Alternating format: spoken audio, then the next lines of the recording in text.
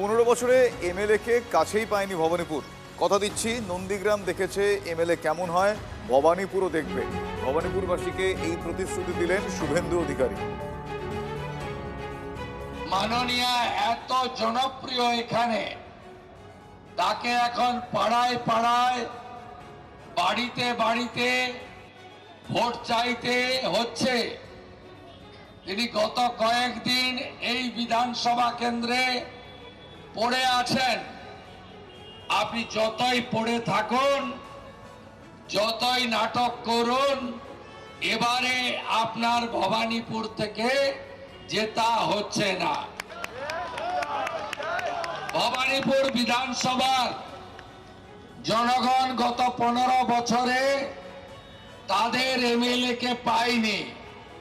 নরেন্দ্র মোদীজি এবং ভারতীয় জনতা পার্টির জাতীয় নেতৃত্ব আমাকে এই নির্বাচন কেন্দ্রে লড়াই করার জন্য সুযোগ দিয়েছে। আমি কথা দিলাম, নন্দীগ্রাম দেখেছে এমএলএ কেমন হয়, ভবানীপুর দেখবে এমএলএ কেমন হয়।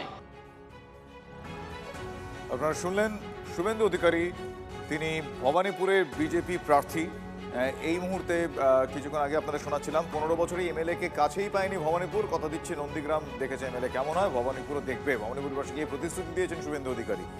এই মুহূর্তে আমার সঙ্গে টেলিফোন লাইনে রয়েছেন তৃণমূল কংগ্রেস মুখপাত্র তন্ময় ঘোষ। তন্ময়বাবু, নন্দীগ্রাম এবং ভবানীপুর, বিশেষ করে এক্ষেত্রে ভবানীপুর নিয়ে আমরা কথা বলছি। ভবানীপুরের বিজেপি প্রার্থী তথা রাজ্যের বিধানসভার বিরোধী দলনেতা শুভেন্দু অধিকারী তিনি বলছেন যে তিনি জিতলে ভবানীপুর দেখতে পাবে যে এমএলএ কেমন হয়। তিনি কটাক্ষ করে বললেন 15 বছর এমএলএ কে কাছেই পায়নি ভবানীপুর। আপনার প্রতিক্রিয়া?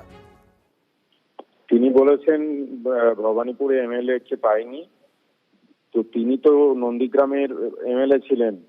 নন্দীগ্রামের মানুষ যদি তাকে পেয়ে থাকেন, তাহলে নন্দীগ্রামের মানুষ কেন এবার সিদ্ধান্ত নিয়েছেন যে তিনি 10 থেকে 15,000 ভোটে আসবেন, সেটা আপনারা মিলিয়ে নেবেন। 4 তারিখ সকাল 11টার মধ্যে দেখতে পাবেন যে নন্দীগ্রামের মানুষ শুভেন্দুবাবুকে বিদায় দিয়েছেন।